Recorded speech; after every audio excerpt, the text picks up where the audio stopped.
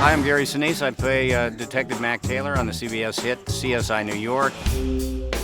Evil exists in the world so that good can triumph over it. Well, if it didn't, we'd be out of a job.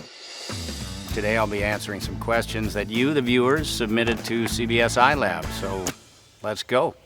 Okay, here's question number one here. If you weren't an actor, what would you want to be? I loved baseball when I was a kid. I always wanted to be a baseball player. I played baseball from 3 years old up into my teens and everything, and then I found acting and fell in love with that, and probably would have wanted to be on the Chicago Cubs.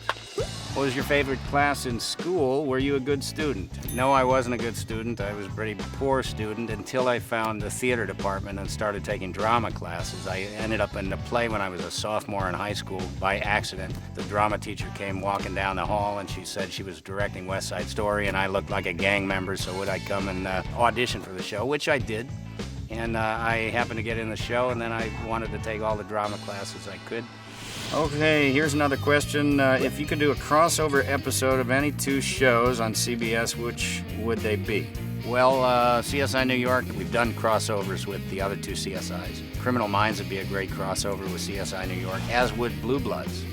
Blue Bloods and CSI New York are back-to-back on Friday nights, so I hope we can figure out a way to do it this season.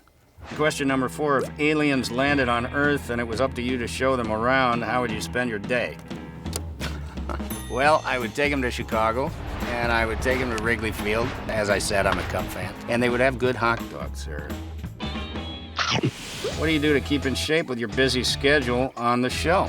I'm running around all the time. I have a band called the Lieutenant Dan Band. We're always traveling on the weekends. I get up on stage and we'll play for 2.5 hours.